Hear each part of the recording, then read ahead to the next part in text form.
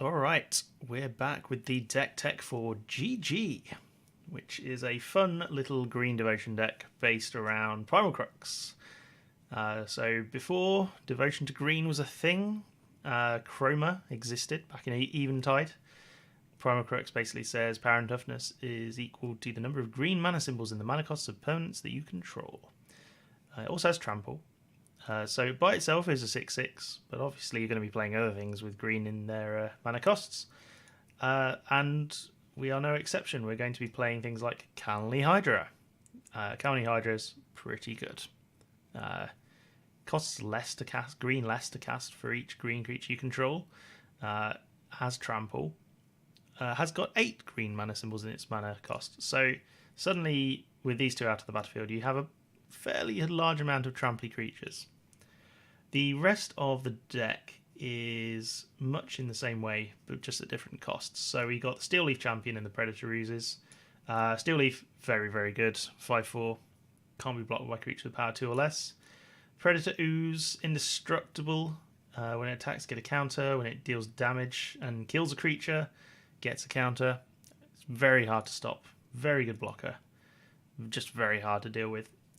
Strangled Geist, one of the better 2-drops that Green's ever had.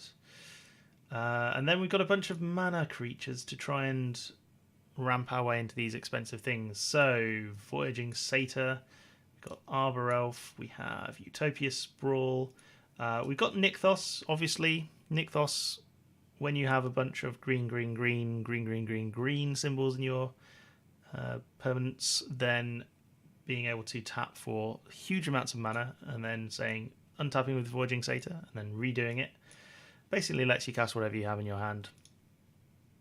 The rest of the deck is sort of enablers.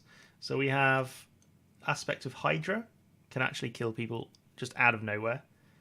X is Devotion to Green, target creature gets +X/+X till end of turn. Yeah. Especially when you have, say, Primal Crux and Calney Hydra, suddenly you're dealing an extra 14 damage for a single green mana. It's pretty good. It's pretty good. Especially with Trample. We've got Nylea, because we actually end up with a huge amount of mana. And being able to pump for 4 is really good. Having an indestructible creature is good. Having an indestructible god that usually is going to be a creature is also very good. Also giving trample to other things. Less relevant, because most of our stuff is huge. But yeah, it's very good. Very good creature here. Garruk Wildspeaker. Basically does the untapping. So we've got the untapping on Nykthos. Make some beasts. Get overrun. The untap is probably the most useful part of Garruk. We got Garruk Primal Hunter, which makes beasts, but also draws cards equal to the greatest power among creatures you control. And our creatures are pretty big. Usually very big. So being able to immediately ultimate it, I say ultimate, -3 it to draw, say, 6 or 8 cards, really, really helpful. We got Helm of the Host because we wanted to just play about with it. There's no other reason for it. There are probably better cards in this deck. So feel free to whip these out if you want to. We wanted them in to try and get as many huge copies of creatures out as we could, especially when they have haste. It seems really nice. Sideboard-wise, we actually have a sideboard this time.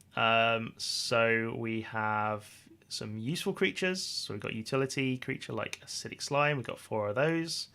We have Phosphorescent Feast, because obviously we have to play all of the chroma cards that refer to green symbols.